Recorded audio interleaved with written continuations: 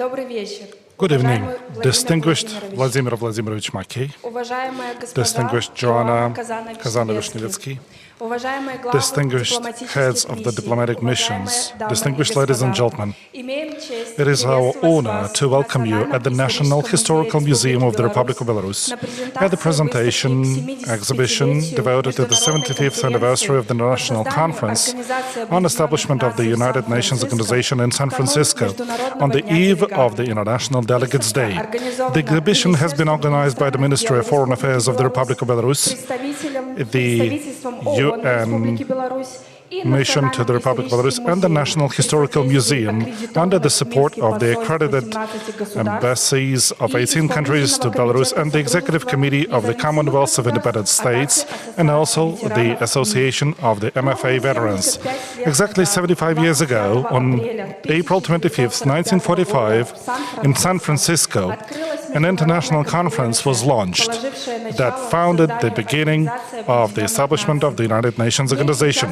15 member states participated in it as founders, including Belarus, which was, at the time, one of the 15 republics of the Soviet Union. On June 26, 1945, the authorized representatives of the member states put their signatures under the founding instrument, the UN Charter. The floor goes to His Excellency, Minister of Foreign Affairs of the Republic of Belarus, Vladimir Mackey. Good afternoon, distinguished excellencies, distinguished representatives of the diplomatic corps and international organizations, distinguished friends, colleagues, and listeners. We are at an unusual format for us. This is a forced online conversation. Is a result of the not easy coronavirus situation in the world. However, I'm convinced that no digitalization, even if forced, will not replace live conversations between people, which is very important today and needed. Today, as it has been said, we'll launch a virtual photo exhibition devoted to the historical event, April 25th, the day of the United Nations Conference on International Organization in San Francisco. That became an unprecedented event that gathered representatives of countries, delegates, media, and this was the largest event of the past and present. The outcome of the conference was signing the UN Charter that established the organization focusing on humans. This is a fundamental document in the system of international relations. It has become the main beacon for the existence of nations, countries, people for many decades to go, including today's times. This document is also unique because this is the super document of interpersonal cooperation, will and the sacrifice of the people, the delegates. An important contribution to this historical event was made by Belarus, which was honored to become one of the founding members of the UN because of its contribution to the victory in the Second World War. Due to that, last year, the General Assembly of the United Nations followed the initiatives of Belarus to establish the International Delegates' Day.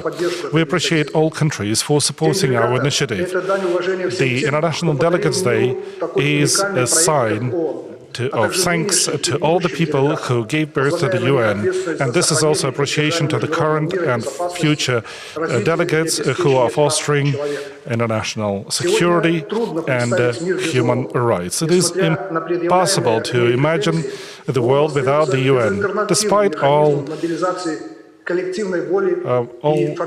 the complaints. The UN is still the platform for addressing the current international challenges. And the UN is supported by us, the people, the delegates. And today it enables us, particular people and delegates, to give a unique opportunity to hear each other, to make concord in order to foster peace, in order to use the only way that is proved to be efficient. A dialogue. Belarus has always been supporting the ideals of peace and justice, fostered security, and it also offered different uniting initiatives like the Partnership for Combating Trafficking in Persons, strengthening of security, creating the belt of digital neighborhood. We appreciate cooperation with all member states of the UN, and we are open to expand our further cooperation. Today's exhibition will enable us to take a look at the daily routines of the delegates when they establish the organization and look at it through the prism of our current operations in the UN. I would like to appreciate the diplomatic corps in Belarus for helping us making this exhibition to happen. I'm sure that we will not only see it on the screen, but in live too. I'm welcome the ambassadors of Russia, US, China, and UK. I would like to thank the National Historical Museum for their creativity and professionalism when launching this project in an uneasy situation. And I would like to appreciate separately the UN team for your contribution and for the tremendous efforts when making this colossal digital project to happen. I welcome you all to see the exhibition. Thank you.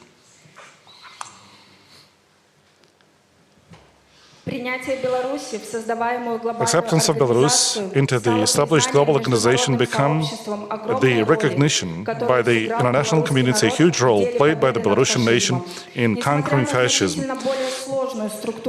Despite the more difficult structure of international relations after the end of the Cold War, the UN continues to be the most important platform for multilateral diplomacy.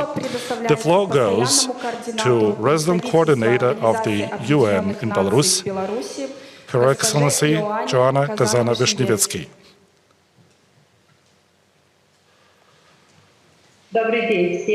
Hello, all of you. Distinguished Minister of Foreign Affairs of Belarus, Vladimir Vladimirovich Makey, dear Director of the National Historical Museum of Belarus, Pavel Mikhailovich Sopotka, dear representatives of the diplomatic corps, friends and colleagues from funds and agencies of the United Nations working in the UN, dear friends. I welcome you all at the opening of the exhibition dedicated to the 75th anniversary of the UN Nations Conference, an international organization held in San Francisco. With this, and I also congratulate with the first International Delegates Day the diplomatic corps, the heads of the states, delegates, and all the people who work in the field of international cooperation and international relations. On behalf of the UN and Belarus, I would like to express my gratitude to the Ministry of Foreign Affairs of Belarus and the National Historical Museum of Belarus for their cooperation in organizing this beautiful exhibition to history. The exhibition includes 34 photographs from more than 100,000 image archive of the UN images, and they are dedicated to the San Francisco conference. Most of the photographs depicting the hard work on the UN Charter have never been displayed in Belarus before. I would also like to thank the distinguished ambassadors of China, Russia, the UK, and the USA, and France, the countries whose delegates were among the first to sign the UN Charter and who are permanent members of the UN Security Council. I would also like to mention the representatives of all embassies from all other countries who participated in the conference and who support and participate in our event today. Thanks to telecommunications, we also have new participants at our event. These are also partners of the UN from public and state organizations and the media. With many of you, we have not seen each other for a long time, but it seems to me that all of us feel your presence here today and your support to the UN as our joint organization. The UN are all of us. Now, 75 years after the founding of the UN, the world is experiencing serious natural, political, social, and economic shocks. The issues of pandemics, climate change, growing inequalities, armed conflict, migration, demography, rapid technological change require effective cooperation, global and regional cooperation. Ironically, at a time when the world is facing global challenges, we are witnessing that support for a single global organization is growing. However, at present, there are no better mechanisms or optional intergovernmental mechanisms and forums that would enable us to address global challenges. In this uneasy time, all of us should look at the history of the UN and also try to learn from our predecessors who managed to unite after the global tragedy of the World War. And this was the historic event, the conference that was launched on April 25th and was going until June 26, 1945 in San Francisco. As we know, from this exhibition, the crucial decisions have been made at the conference. They worked for 2 months. After overcoming multiple disagreements, the delegates of 50 countries of the world, representing 80% of the world's population, were able to agree on the founding of this organization. And here it is my special pleasure to mention the active participation in the work of the conference of the Belarusian delegation. The members of the delegation headed by the Minister of Foreign Affairs of Belarus, Kuzma Kiselov, participated in the elaboration of the structure, composition, and procedure of the General Assembly. They also defended the veto right of the permanent members of the Security Council, insisted on the inclusion of a provision on self-determination of peoples, and made proposals when discussing social and human rights issues. On the year of its 75th anniversary, the UN called to look back in history, but at the same time, we suggest to look into the future. Following the initiative of Antonio Guterres, UN Secretary General, the global public discussion has been launched. It is called UN 75. It is aimed at looking for solutions to address the future and the future of the organization that all of us want, with the engagement of people and which all of us need. The most important target group of the consultation is youth, and therefore the key events of the campaign in Belarus are open discussions in Belarusian universities. I would like to mention our partnership with the pedagogical university named after Maxim Tank and the Association of the Belarusian Educational Development, which promote this dialogue with the youth. I also invite everyone to participate in this online survey, which you can find on the UN Belarus website. And I hope that during our event, you will be able to see it in your screen. I would also like to say in the conclusion that for the last 3 months, About 1,200 people from Belarus participated in this survey. And this is a message and a sign to us that Belarus is supporting our organization. And this means that, in a long-term perspective, we will need the UN.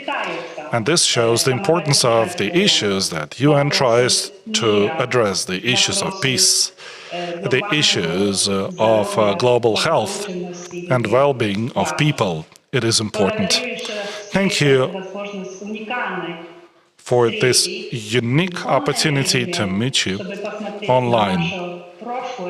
And this is a chance to look into our past and into our future. Thank you very much.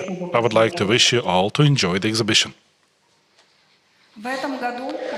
This year, on April 25th, 2020, exactly 75 years after launching the San Francisco conference, for the first time, we will celebrate the International Delegates Day, established by the UN General Assembly under the initiative of the Republic of Belarus. Delegates are important for the operations of the United Nations, and they are looking for ways to address global challenges through diplomacy and promoting the principles of the organization. Please watch the video address by Antonio Guterres, UN Secretary General. First observance of International Delegates Day at a time when international cooperation has never been more important. The COVID-19 pandemic demands united responses from all, without stigma and with a particular focus on the most vulnerable. The delegates who represent their country at the United Nations are rising to the challenge, adopting new ways of working while building on a strong tradition of dialogue and collaboration.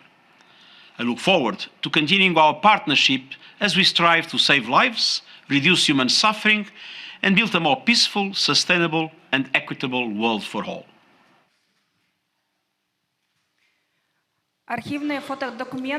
Archive photos and other artifacts from the times of the establishment of the UN will be presented for display to the visitors of the National Historical Museum of Belarus until May 24th. The floor goes to the director of the National Historical Museum of Belarus, Pavel Sapotka.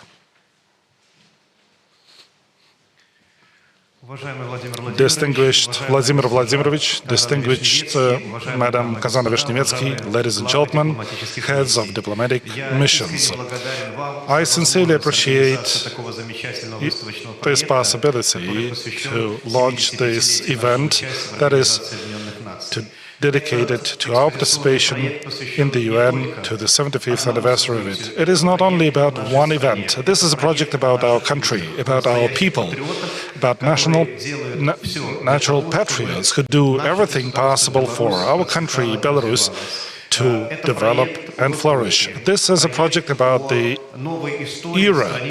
It's about the new pages of history that were written 75 years ago and that laid a foundation for practically a new era in humanitarian and political and social and economic cooperation in peaceful time.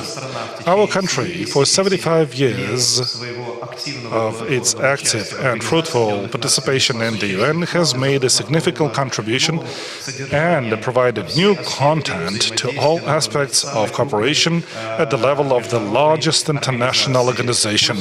Using the opportunity, distinguished Minister, please let me congratulate you with the International Delegates Day and with the 75th anniversary in the great victory, and please let also us share this with the head of diplomatic missions, the people working for the Ministry of Foreign Affairs and its veterans. And we believe that through this unique collection and artifacts and through the efforts of the people who saved and maintained the artifacts and materials in this collection, we'll be able to show our history in a multifaceted way, to show this Memorial Day also in the facilities of the National Historical Museum, and happy holiday again. Distinguished ladies and gentlemen, we're going to show video clips by the heads of the diplomatic missions of 4 countries to Belarus, who are the permanent member states to the UN Secretary Council. In particular, we give the floor to Her Excellency Jacqueline Perkins, Ambassador, Extraordinary Plenipotentiary of the United Kingdom of the Great Britain and Northern Ireland of Belarus. Good afternoon. I'm very pleased to be able to speak to you today in this unusual setting in which all of us find ourselves. I would like to thank Mr. Mackay and the Ministry of Foreign Affairs of Belarus, the UN Resident Coordinator in Belarus, and the National Historical Museum of Belarus for organizing this event to mark the International Delegates' Day and the 75th anniversary of signing the UN Charter. We were pleased to provide several historical photographs from our country to this exhibition. Now, along with such issues as conflict, climate change, cybercrime, and gender inequality, the entire world is facing the global threat of the coronavirus. Therefore, international cooperation is of particular importance. We must use the UN anniversary to restore our common belief that global problems can only be solved through the joint efforts of all countries. Therefore, the 75th anniversary of the UN in 2020 is more than an anniversary. This is an important moment which opens up opportunities for renewal of the organization and increasing the importance of joint efforts of all countries. The campaign devoted to the 75th anniversary of the United Nations, as defined by the UN Secretary General Antonio Guterres, should launch a global dialogue on the future we want and the UN we need. Throughout this year, the UK will explore how we can support the UN to better serve people for the next 75 years. The UN does crucial work around the globe, fighting poverty, inequality, helping the hungry, and keeping peace in the world's most challenged places. The United Kingdom is the third largest donor to the UN regular budget and a strong supporter and partner of the organization. We will use our global ties and the place we occupy in the world to strengthen the UN so that it can continue taking on our common challenges. Global threats require global solutions. These threats can be eliminated only through effective joint work of all member states united by the UN. Today, 75 years after the founding of the UN, the importance of the organization is greater than ever before. Thank you for your attention. Video message by His Excellency Cui Zimin, Ambassador, Extraordinary and Plenipotentiary of the People's Republic of China to the Republic of Belarus. Distinguished Minister Mackay Vladimir Vladimirovich, distinguished Madam Joanna Kazan-Vishnevetsky, dear Mr. Sapotska, Pavel Mikhailovich, ladies and gentlemen, good afternoon. I'm very happy to take part in the opening of the virtual photo exhibition at the National Historical Museum on the occasion of the first International Delegates' Day and the 75th anniversary of the United Nations Conference on International Organization. On behalf of the Embassy of the People's Republic of China to the Republic of Belarus and on my own behalf, Please let me express warm congratulations on the successful organization of the event. This year marks the 75th anniversary of the establishment of the UN, which is a landmark event in the history of humankind over the past 75 years. Being the most representative and authoritative international intergovernmental organization, the UN has played an irreplaceable role in promoting the progress of humankind and achieved great outcomes. As a founding member of the United Nations and a permanent member of the UN Security Council, China has always pursued justice together with the global community, firmly defended the system of international relations with the UN as the core, and the international order based on the fundamental purposes and principles of the UN Charter.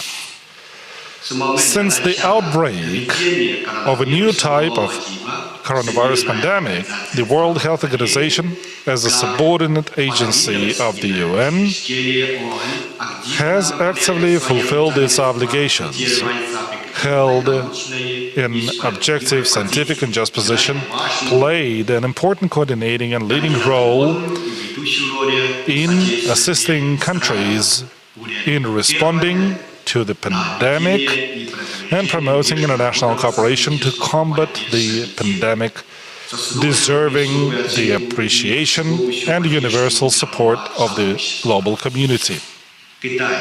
China is ready to join efforts with all countries of the world, including Belarus, to adhere to multilateralism, to strengthen and improve the global governance system with the UN as the core through practical actions, and to support WHO in continuing to play a leading role in global anti-pandemic cooperation, as well as jointly building a community of one human destiny. In conclusion, I wish you a successful event. Thank you. Video message by His Excellency Dmitry Mezentsev, Ambassador Extraordinary and Plenipotentiary of the Russian Federation to the Republic of Belarus. April 25th is an amazing day. The United Nations General Assembly has established a new holiday celebration political event, the International Delegates' Day. It is dedicated to a remarkable day that exactly 75 years ago marked the establishment of a new world order after the victory over fascism and a new system of international relations that were to be built by the states that defeated Nazism. Then, the representatives of 50 countries gathered in San Francisco, in fact, representing 80% of the population of the whole planet. 850 delegates, almost 1,500 supporting employees, 1,300 journalists and reporters from different agencies. The main thing has been done. There is a global international organization. There are formats of the UN agencies, programs and funds. There is attention paid by the organization to dozens of challenges that concern humanity today. And the example of cooperation between Russia and Belarus, the two countries of one union state, confirms it. There is no exception from the practice of interaction of our two countries under the aegis of the UN when we would not support each other. There is not a single exception when the unity in the positions and approaches of Russia and Belarus on the UN platforms and podiums is not perceived by our partners, our closest allies, and those with whom we have complicated relations. And today, We remember the faraway April day of 1945. We also remember an amazing man, then still very young, the ambassador of the Soviet Union to the United States of America, Andrei Andreevich Gromyko, a native of the Belarusian land. A man who did a lot for the Soviet Union, for the international relations, for the establishment of a new diplomacy of a huge country, and a reference for diplomats of independent sovereign Belarus. He has done a lot for it.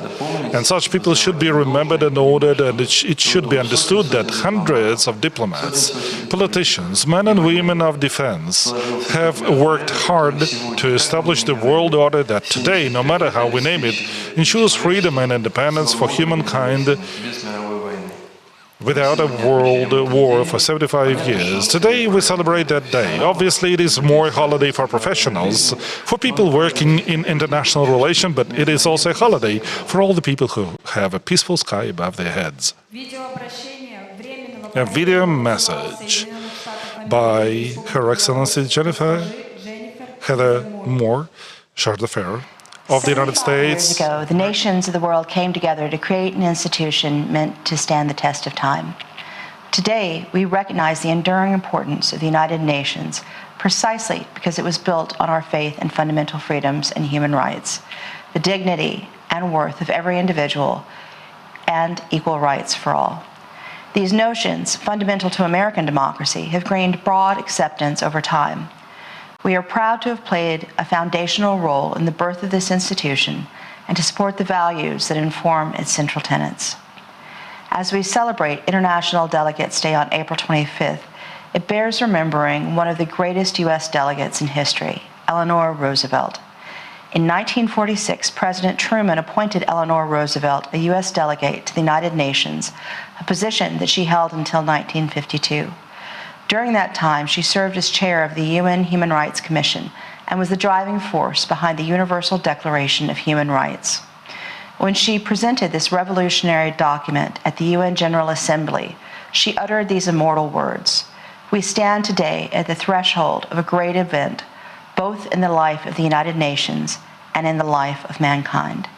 The Universal Declaration of Human Rights, endorsed on a worldwide basis and translated into over 500 languages, established the fundamental principle that all human beings are born free and equal in dignity and rights. As we approach the 75th anniversary of the United Nations, we should stand together to reaffirm our commitment to uphold the core principles of the UN Charter. The United States is a proud leader, partner, and host country of the United Nations, and we are firmly committed to these principles. As UN 75 highlights, COVID-19 is a stark reminder of the need for cooperation across borders, sectors, and generations. And while facing this challenge, the United Nations proves its relevance now more than ever by creating space for sovereign nations to gather and deliberate. The founding members of the United Nations endeavored to help overcome disagreements and achieve greater peace and security for the human family in times like this. In the words of Eleanor Roosevelt, "We love the bit of land where we have grown to maturity and the known joys and sorrows of life." The time has come, however, when we must recognize that our mutual devotion to our own land must never blind us to the good of all lands and all peoples. Distinguished friends, we welcome you to a small online guided tour to the exhibition.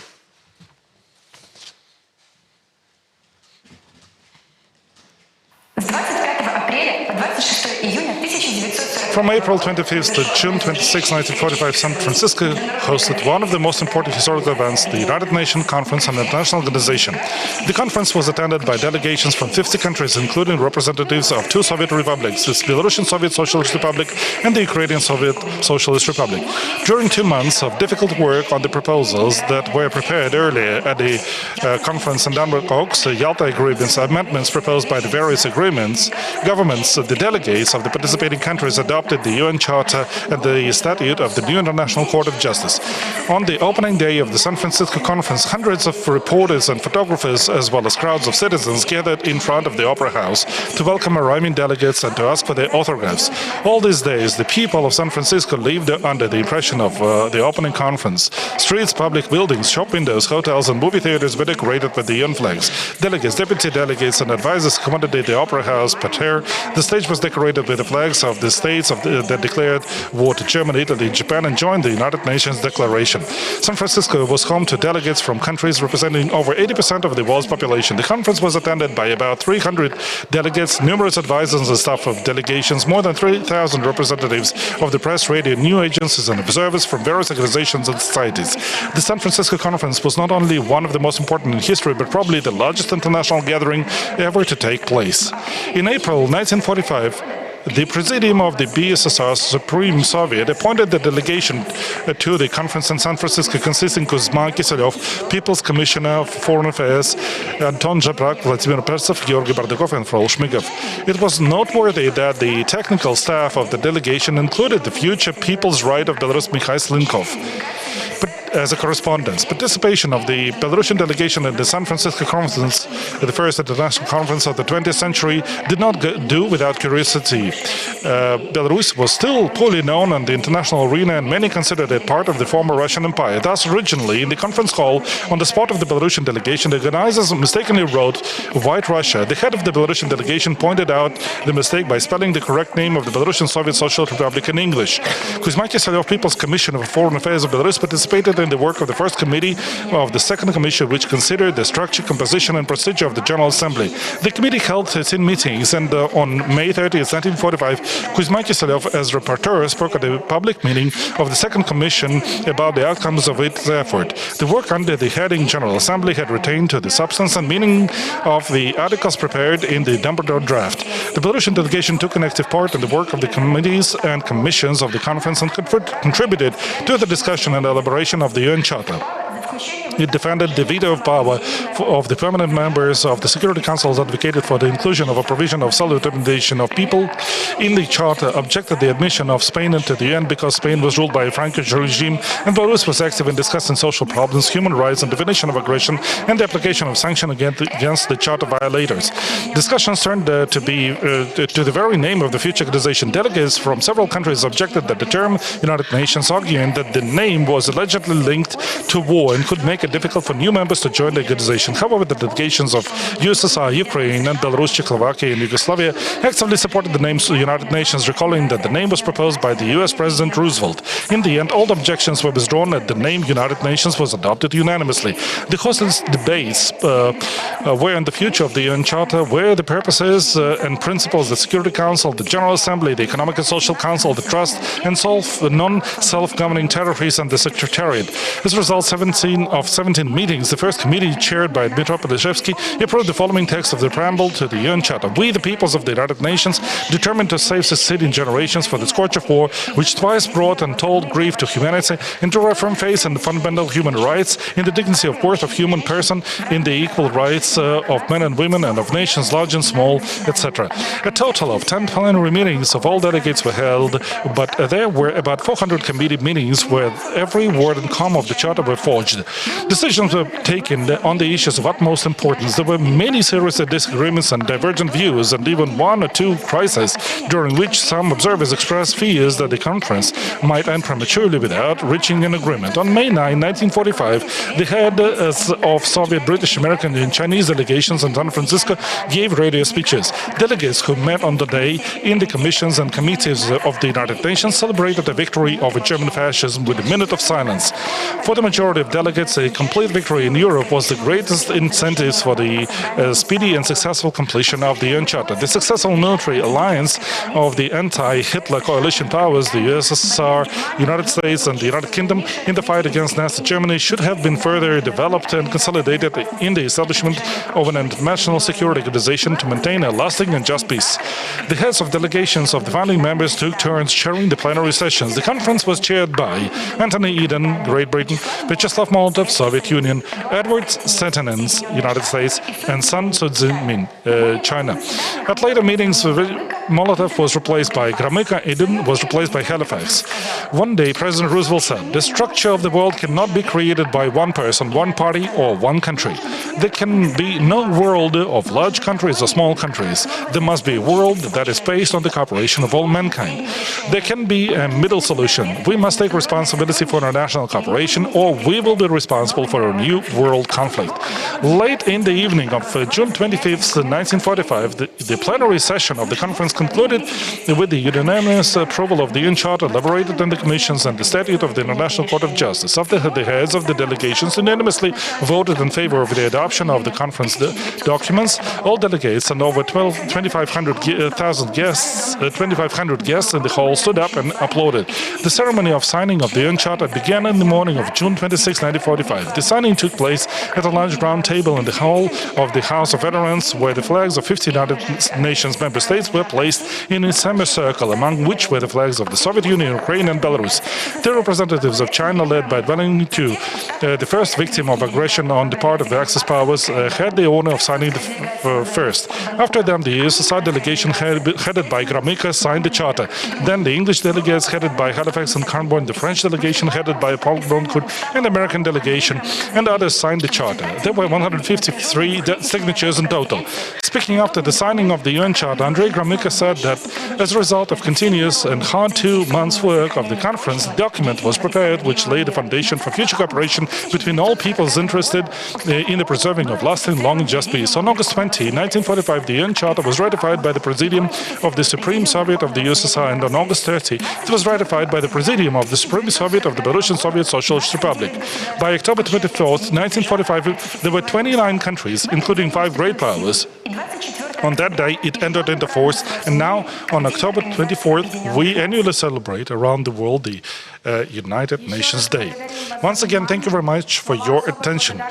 The special words of thanks on behalf of the National Historical Museum of the Republic of Belarus go to the head of the main directorate of multilateral diplomacy, Irina Velichko, head of the Department for Global Policy and Humanitarian Cooperation, Alexander Nikolaevich Opimach, Counselor of the Department, Denis Zdorov, Counselor on the issues of communications at the UN office in Belarus, Viktor Radzivinovsky.